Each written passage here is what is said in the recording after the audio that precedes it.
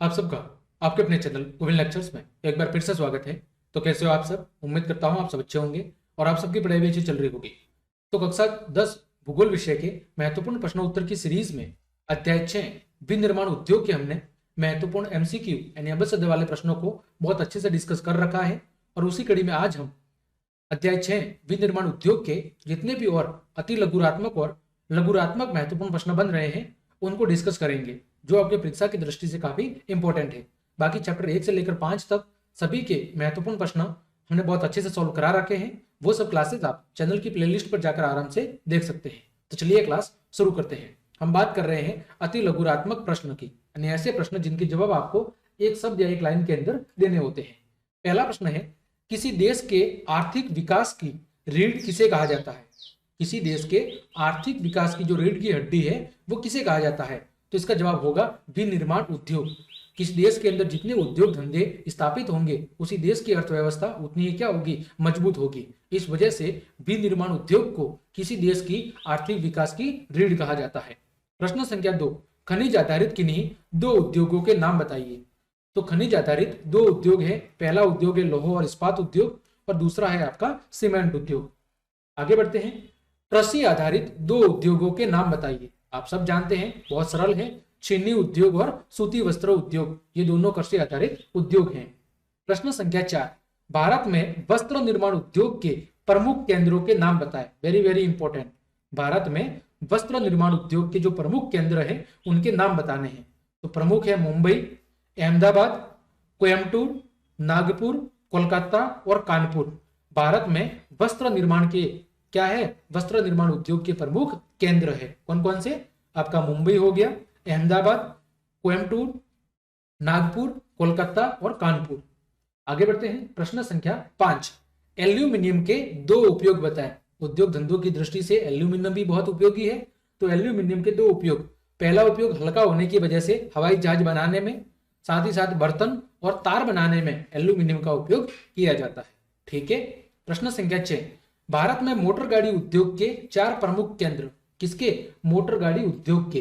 तो पहला केंद्र है दिल्ली, गुड़गांव, मुंबई, पुणे, चेन्नई, कोलकाता और लखनऊ। इनमें मोटर गाड़ी उद्योग के प्रमुख केंद्र स्थापित है। कहां कहां पर? दिल्ली हो गया, गुड़गांव, मुंबई, पुणे, चेन्नई, कोलकाता और लखनऊ। अगला प्रश्न है प्रश्न संख्या 7, जल में तापीय प्रदूषण किस प्रकार होता है? जल के भीतर तापीय प्रदूषण किस प्रकार होता है? तो जब कारखानों और तापघरों से गर्म जल को बिना ठंडा किए ही नदियों और तालाबों के अंदर छोड़ दिया जाता है, यानी उद्योग, कल कारखानों और फैक्ट्रियों से निकलने वाला जो गर्म जल है उसको जब बिना ठंडा किए ही जलाशयों या नदियों तालाबों के अंदर छोड़ दिया जाता है, तो उस प्रकार के जल में क्या होता है? तापीय प्रदूषण होता है, जिसकी वजह से उस जल में रहने वाले जो सूक्ष्म जीव है और अन्य जो जीव होते हैं वो क्या हो जाते हैं? मर जाते हैं, जिसकी वजह से बहुत अधिक प्रदूषण फैलता है। अगला प्रश्न है आपका बच्चों कि एल्यूमिनियम एल्यूमिनियम किससे निर्मित होता है, यानी किससे बनता है? तो जो एल्यूमिनियम है वो बॉक्साइट अयस्क से क्या होता है? निर्मित होता है। प्रश्न संख्या 9, सतत पोषणीय विकास हेतु किस प्रकार के आर्थिक विकास की जरूरत है? सतत पोषणीय विकास हेतु किस प्रकार के आर्थिक विकास की जरूरत है? तो सतत पोषणीय विकास हेतु पर्यावरणीय सचेतना से युक्त आर्थिक विकास की जरूरत है। कैसा विकास? पर्यावरणीय सचेतना से युक्त, यानी कि हम हमारे संसाधनों का इस प्रकार उपयोग करें कि वो हमारी आवश्यकताओं को पूरा करने के साथ साथ भविष्य के लिए भी उपलब्ध रहे और साथ ही साथ पर्यावरण को भी कम से कम नुकसान पहुंचे। इस प्रकार के विकास को कहते हैं सतत पोषणीय विकास। प्रश्न संख्या 10, राजस्थान में किस किस्म की सीमेंट का उत्पादन किया जाता है? तो राजस्थान के अंदर पोर्टलैंड किस्म की सीमेंट का उत्पादन किया जाता है। कौन सी किस्म? पोर्टलैंड किस्म की सीमेंट का उत्पादन राजस्थान के अंदर किया जाता है। आगे बढ़ते हैं। लघु उत्तरात्मक प्रश्न। कैसे? लघु उत्तरात्मक प्रश्न जिनके जवाब आपको 3 से 4 लाइन के अंदर देने होते हैं। पहला प्रश्न है, विनिर्माण क्या है? विनिर्माण क्या होता है? तो कच्चे पदार्थ को मूल्यवान उत्पाद में परिवर्तित करके बड़े पैमाने पर वस्तुओं के उत्पादन की प्रक्रिया को कहते हैं विनिर्माण। कच्चे पदार्थ को मूल्यवान उत्पाद में परिवर्तित करना और फिर बड़े पैमाने पर वस्तुओं का उत्पादन करना, वो कहलाता है विनिर्माण। उदाहरण के लिए कपास से सूती वस्त्र बनाना, लोहा अयस्क से लोहा इस्पात बनाना, ये क्या है? ये आपका विनिर्माण है। प्रश्न संख्या 2, उद्योगों की अवस्थिति यानी उद्योगों की स्थिति लोकेशन को प्रभावित करने वाले 3 भौतिक कारक बताएं। तो 3 भौतिक कारक है, कच्चे माल की उपलब्धता, जहां पर उद्योग धंधे स्थापित हो रहे हैं वहां पर कच्चा माल पर्याप्त रूप से उपलब्ध हो, अनुकूल जलवायु यानी उद्योग धंधों के लिए जो पर्याप्त जलवायु चाहिए, जो अन्य फैक्टर होने चाहिए वो आसानी से उपलब्ध हो, शक्ति के साधन आसानी से मौजूद हो यानी श्रम वगैरह, मजदूर वगैरह, मशीनरी वगैरह, परिवहन की अच्छी सुविधा हो, ये सारी चीजें अच्छे से उपलब्ध होनी चाहिए। अगला प्रश्न है, आधारभूत उद्योग क्या है, उदाहरण देकर समझाएं। आधारभूत उद्योग क्या होते हैं, उदाहरण देकर समझाएं। तो वे उद्योग जो कि उपभोक्ता वस्तुओं के लिए मशीनों का निर्माण करते हैं, वे उद्योग जो उपभोक्ता वस्तुओं के लिए मशीनों का निर्माण करते हैं उन्हें आधारभूत उद्योग कहा जाता है। प्रश्न संख्या 4, विनिर्माण उद्योग के महत्व को बताएं। विनिर्माण उद्योग का महत्व क्या है? तो विनिर्माण उद्योग को आर्थिक विकास की रीढ़ कहा जाता है, क्योंकि पहला कारण है विनिर्माण उद्योग कृषि के आधुनिकीकरण में सहायक होने के साथ साथ द्वितीयक और तृतीयक सेवाओं में भी क्या करते हैं, रोजगार उपलब्ध करवाते हैं। यानी विनिर्माण उद्योग एक तो कृषि के आधुनिकीकरण के साथ साथ द्वितीयक और जो तृतीयक क्षेत्र हैं उनमें भी रोजगार उपलब्ध करवाते हैं। दूसरा कारण है विनिर्माण उद्योगों में निर्मित सामान के निर्यात से विदेशी मुद्रा की क्या होती है, प्राप्ति होती है। तीसरा, देश में विनिर्माण उद्योगों की स्थापना से बेरोजगारी और गरीबी का क्या होता है, गरीबी का उन्मूलन होता है। और चौथा, पिछड़े क्षेत्रों में विनिर्माण उद्योगों की स्थापना से क्षेत्रीय असमानताएं क्या होती है, क्षेत्रीय असमानताएं कम होती है। इस वजह से विनिर्माण उद्योग को आर्थिक विकास की क्या कहा जाता है, रीढ़ की हड्डी कहा जाता है। अगला प्रश्न है प्रश्न संख्या 5, भारत में पटसन उद्योग के समक्ष किन्हीं 2 प्रमुख चुनौतियों को स्पष्ट करें। भारत के अंदर पटसन उद्योग के सामने कौन सी 2 चुनौतियां हैं उनको बताना है। तो उत्तर देखें, भारत में पटसन उद्योग के समक्ष 2 प्रमुख चुनौतियां निम्न है। वो चुनौतियां कौन कौन सी है?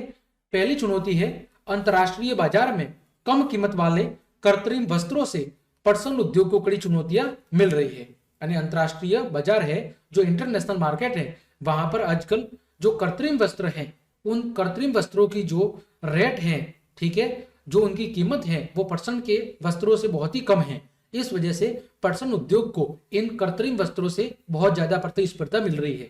दूसरा, भारत में पटसन उद्योग को बांग्लादेश, ब्राजील, फिलीपींस, मिस्र और थाईलैंड जैसे देशों से भी कड़ी प्रतिस्पर्धा क्या करनी पड़ रही है, कड़ी प्रतिस्पर्धा करनी पड़ रही है, क्योंकि भारत के अंदर पटसन उद्योग के लिए सरकार द्वारा कोई इतना विशेष महत्व नहीं दिया जाता है और न ही कोई ऐसी विशेष सुविधा दी जाती है। इस वजह से भारत के अंदर जो पटसन उद्योग है उसका जो पटसन उद्योग की जो हालत है वो धीरे धीरे क्या होती जा रही है, गंभीर होती हुई जा रही है। अगला प्रश्न है प्रश्न संख्या 6, रसायन उद्योग का क्या अर्थ है और रसायन उद्योग के महत्व के बारे में 2 बिंदु बताएं। रसायन उद्योग का महत्व क्या है? तो रसायन उद्योग यानी जो पेट्रो रसायन है वो कृत्रिम वस्त्र, पेट्रो रसायन, कृत्रिम वस्त्र, कृत्रिम रबड़, प्लास्टिक, रंजक पदार्थ, दवाइयां तथा औद्योगिक या औषध रसायनों के बनाने में उपयोग किए जाते हैं। किसका उपयोग? पेट्रो रसायन का उपयोग कृत्रिम वस्त्र, कृत्रिम रबड़, प्लास्टिक, रंजक पदार्थ, दवाइयां और औषधियों को बनाने में इन पेट्रो रसायन केमिकल्स का उपयोग किया जाता है। पहला महत्व यहां पर है। दूसरा, आधारभूत रसायन अन्य रसायन को क्या करते हैं, उत्पन्न करते हैं, जिनका उपयोग औद्योगिक अनुप्रयोग, कृषि और उपभोक्ता बाजारों के लिए किया जाता है। अतः रसायन उद्योग हमारे लिए क्या है, बहुत ही ज्यादा महत्वपूर्ण है। प्रश्न संख्या 7, भारत में या भारत के सूती वस्त्र उद्योग के समक्ष उपस्थित 4 प्रमुख समस्याओं का वर्णन करें। भारत के अंदर जो सूती वस्त्र उद्योग है उसके सामने 4 प्रमुख समस्या कौन कौन सी है? तो पहली समस्या है इस उद्योग की अधिकांश मिलें कैसी हो गई है, पुरानी हो गई है, और इन मिलों की प्रौद्योगिकी यानी जो अंदर टेक्नोलॉजी यूज की जा रही है वो भी पुरानी है। दूसरा, इनमें काम करने वाले जो श्रमिक है उनकी जो उत्पादकता है वो भी क्या है, कम है, क्योंकि वो पुरानी मशीनरी यूज कर रहे हैं। तीसरा, भारत में उन्नत किस्म के कपास की क्या है, कमी है। चौथी समस्या, बुनाई और अन्य संबंधित क्षेत्रों में बुनाई और उससे रिलेटेड अन्य क्षेत्रों में अनियमित विद्युत आपूर्ति की वजह से जो सूती वस्त्र है उनका पर्याप्त उत्पादन नहीं हो पा रहा है। तो ये भारत के अंदर सूती वस्त्र उद्योग के सामने प्रमुख समस्या है। आगे बढ़ते हैं। भारत में औद्योगिक प्रदूषण से होने वाले कोई 2 प्रभाव, भारत के अंदर उद्योग धंधों से होने वाले प्रदूषण के 2 हानिकारक प्रभाव बताने हैं। तो पहला प्रभाव है भारत के अंदर औद्योगिक प्रदूषण वायु को बहुत ज्यादा प्रदूषित करता है और अधिक अनुपात में सल्फर डाइऑक्साइड SO2 और कार्बन मोनोऑक्साइड CO जैसी गैसों की उपस्थिति के कारण आजकल वायु क्या हो रही है, बहुत ही ज्यादा प्रदूषित हो रही है। और दूसरा, औद्योगिक प्रदूषण से जल का भी प्रदूषण हो रहा है। उद्योगों द्वारा कार्बनिक और अकार्बनिक अपशिष्ट पदार्थों के नदी में विसर्जित होने से आज जल प्रदूषण की समस्या बहुत बड़े लेवल पर बढ़ गई है। और वायु और जल प्रदूषण की वजह से जो मानसून की जो दशाएं हैं, ठीक है, या जो वायुमंडलीय दशाएं हैं वो बिल्कुल परिवर्तित हो गई है, जिसकी वजह से आज मानसून या तो तय समय से पहले आता है या बाद आता है, कहीं पर बहुत ज्यादा बारिश होती है तो कहीं पर सूखा पड़ जाता है। ये सारी जो पर्यावरणीय समस्याएं हैं वो इन्हीं प्रदूषण की वजह से क्या हुई है, उत्पन्न हुई है। आगे बढ़ते हैं। उद्योग की आदर्श अवस्थिति के मुख्य बिंदु, यानी एक उद्योग कहां पर स्थापित होना चाहिए उसके लिए जो आदर्श कंडीशन है वो बतानी है।